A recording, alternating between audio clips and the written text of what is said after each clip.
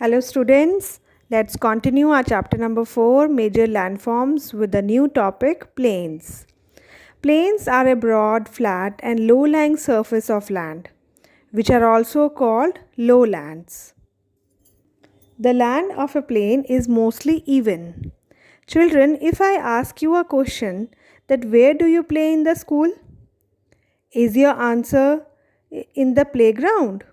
Yes, the playground is a flat and level land. The large flat and level area of a state or any country is called a plain.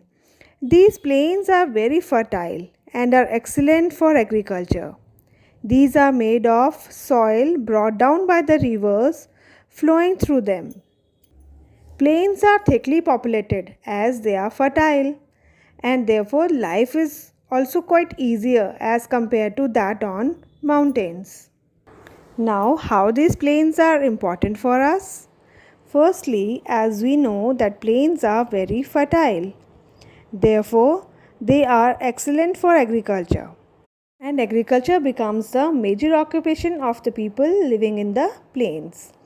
Secondly, roads and railways are easily built in the plains between villages, towns, and cities. Because of connectivity and transport facility, large industries such as textiles, automobiles, iron and steel, they have been developed in the plains. Next is because of the moderate climate, thick forests usually grow on plains. For example, Great Plains in the United States. Nextly, the coastal plains are ideal for fishing. Coastal plains are lowland areas along the sea coast. Now we will move to the next landform of the earth, that is deserts. Deserts are sandy areas. There is no water or very little water in these areas. They get scanty rainfall. Deserts have very dry climate. The days are hot and the nights are very cold. The most common features of desert are the sand dunes. Sand dunes means the hills of sand. Now let me show you an oasis of deserts. An oasis is a place in a desert where water is found and where plants can grow and people can live. Deserts can also be of two types, hot deserts and cold deserts. Examples of hot deserts are Sahara Desert in Africa is the largest hot desert, and Antarctica is the largest cold desert in the world. Now let's move on to next landform, rivers.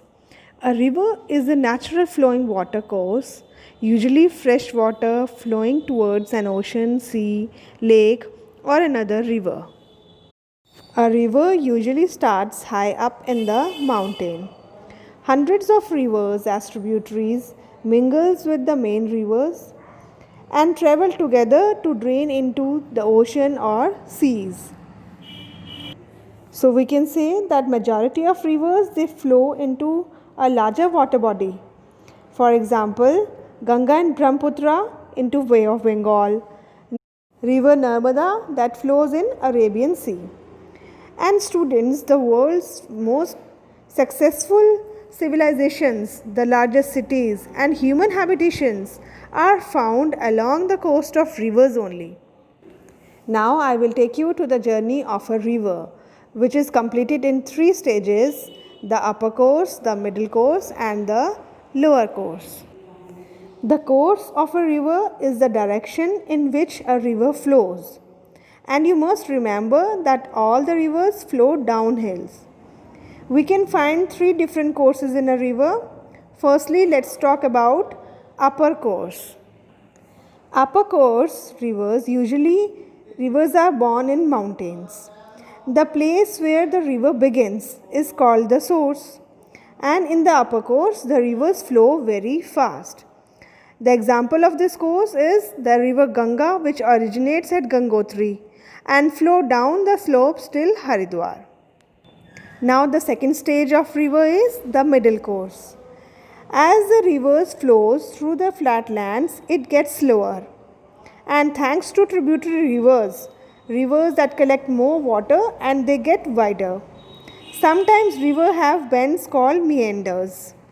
Example of this middle course river is River Ganga that has its course between Kanpur and Allahabad.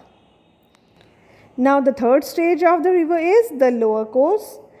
It is where the river flows into the sea or the ocean. The place where the river joins the sea or the ocean is called the mouth. The speed of the river at this stage is extremely slow. An example of this course is River Ganga that forms a delta as it flows into the Bay of Bengal. This was all about the chapter Major Landforms, and I hope these two videos will prove helpful to you in understanding this chapter.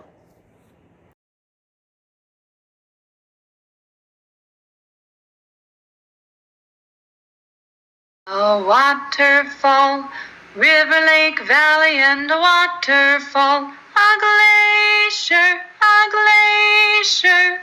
river, lake, valley, and a waterfall. A volcano, cliff, plains, island, and a volcano. A mountain, cliffs, plains, island, and a volcano.